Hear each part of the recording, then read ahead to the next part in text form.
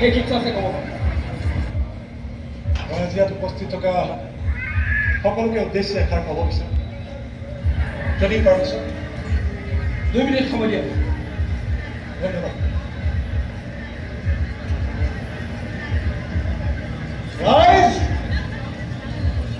অপৰাধীক হিৰো বনাবলৈ আন্দোলন নকৰিব আন্দোলন কৰক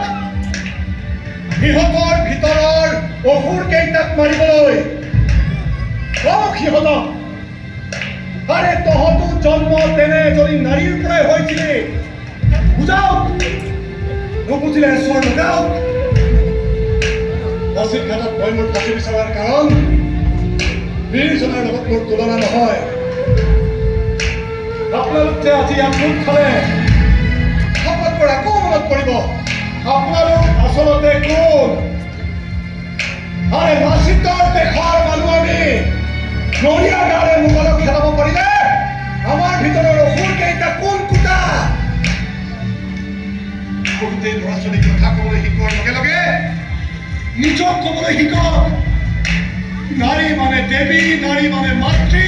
নাৰী মানে ভৰি তলৰ পৃথিৱী নহয় কোনোবা এনেকুৱা পাগল ৰঙীন পৰ্বৰ জন্ম হৈ থাকিব দিগন্ত দিগম্বৰ হৈ কোনোবা মৰিয়ে থাকিব আজি মই মৰিম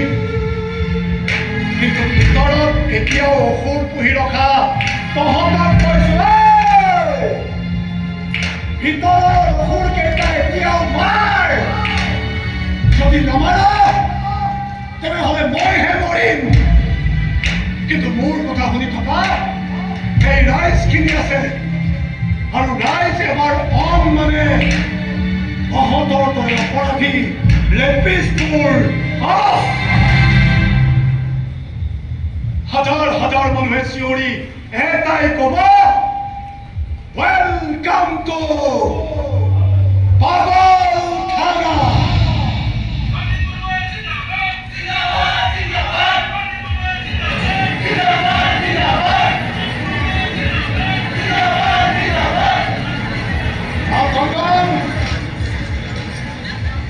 এনেকৈ সদায় গাত ভাঙি ভাঙি গান গাই থাকিবি দেই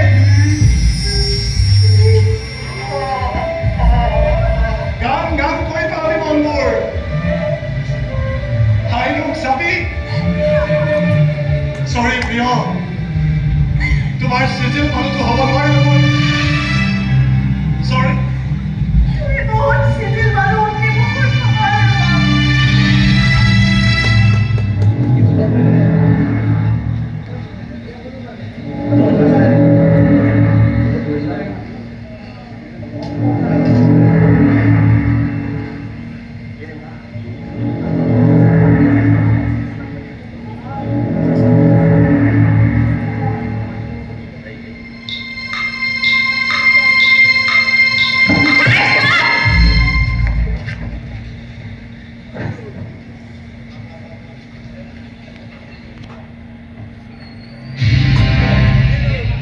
ৰাইজৰ পিটিশ্যনৰ প্ৰতি লক্ষ্য ৰাখি মহামান্য ৰাষ্ট্ৰপতি মহোদয়